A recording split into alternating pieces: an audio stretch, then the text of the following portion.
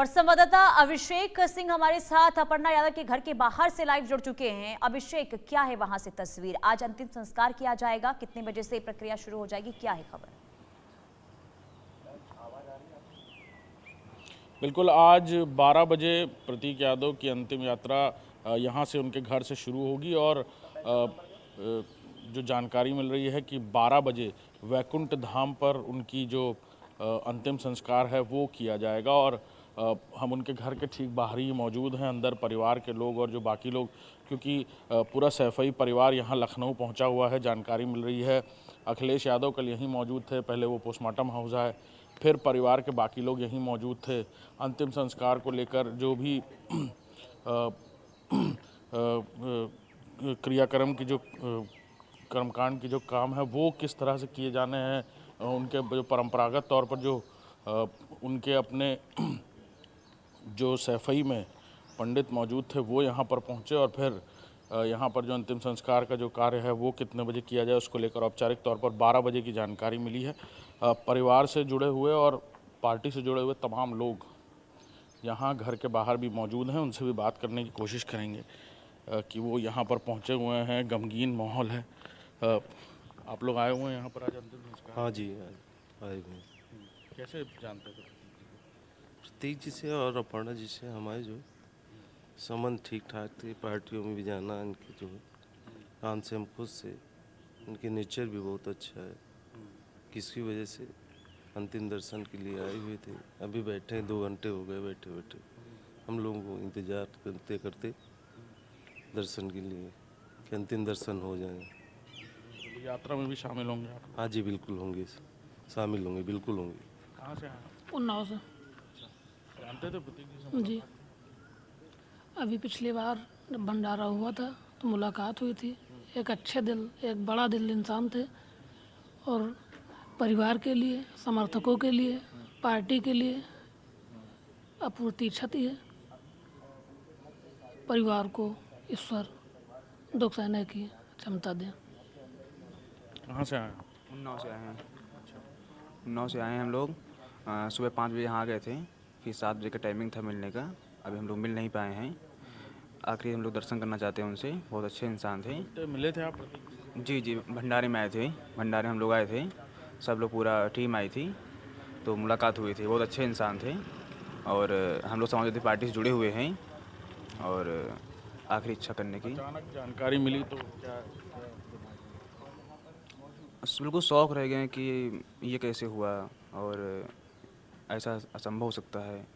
फिर social media में देखे, इधर उधर देखे, फ़ोन दोस्तों किए तो फिर पता चला और बड़ी कठिनाई हुई जान के, बड़ी समस्या हुई है।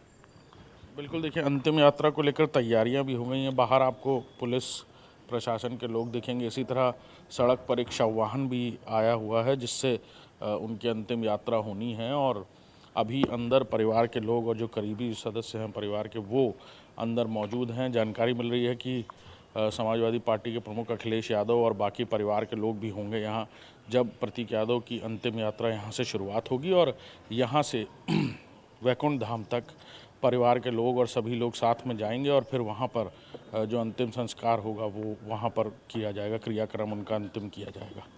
अभिषेक, अंतिम यात्रा कितने बजे निकाली जाएगी?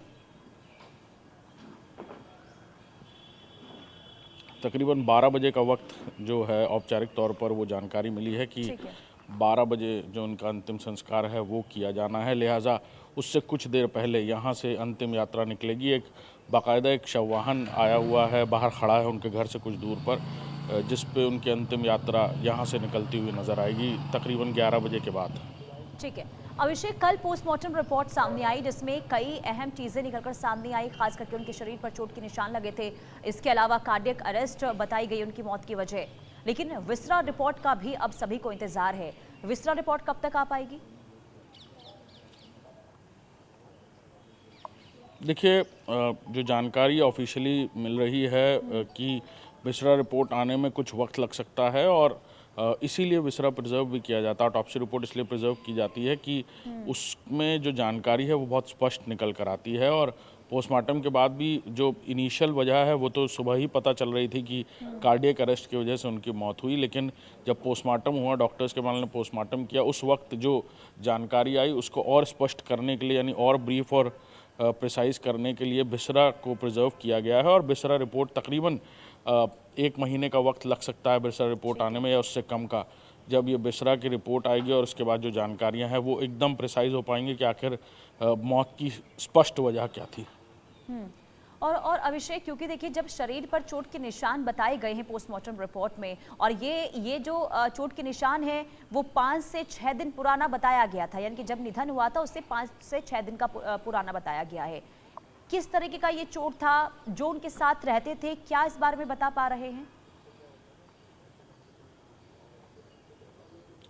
देखिए, औपचारिक तौर पर तो इस बारे में कोई कुछ नहीं कह रहा है, लेकिन परिवार के जो करीबी लोग थे वो लगातार बता रहे हैं कि जो कल भी बता रहे थे पोस्टमार्टम हाउस में उनके दोस्त, उनके साथी जो उनके साथ जिम जाया करते थे या बिजनेस में साथ में थे, कि उनकी तबीयत काफ़ी दिनों से बिगड़ी हुई थी। और कल सुबह जब ये पूरा घटना हुई, उस वक्त सुबह 4 बजे जो जानकारी मिल रही है कि वो अपने किचन में बेहोश हो गए थे। हो सकता है उस वजह से भी चोटें लगी हों, ये भी कयासें लगाई जा रही हैं। लेकिन पोस्टमार्टम रिपोर्ट के आने के बाद, यानी जो बिसरा रिपोर्ट है उसके आने के बाद और बातें साफ हो पाएंगी। चोटों को लेकर अभी परिवार की तरफ से भी बहुत कुछ नहीं कहा गया है कि चोटें किस तरह से लगी थी या क्या वजह थी। जो नीलापन बताया जा रहा है उंगलियों में या नीचे की तरफ, वो किस तरह से, किस वजह से हुआ है। ये ज़रूर है कि उनके पैर की सर्जरी हुई थी और जो क्लॉटिंग है वो वहाँ पर बनी हुई थी लगातार, और उसको लेकर इलाज भी चल रहा था, परेशान भी थे वो। ये जानकारियाँ मिल रही हैं परिवार के लोगों की तरफ से।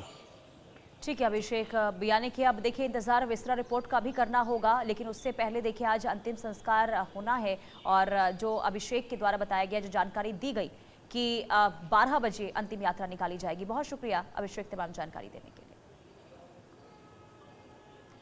आगे बढ़ते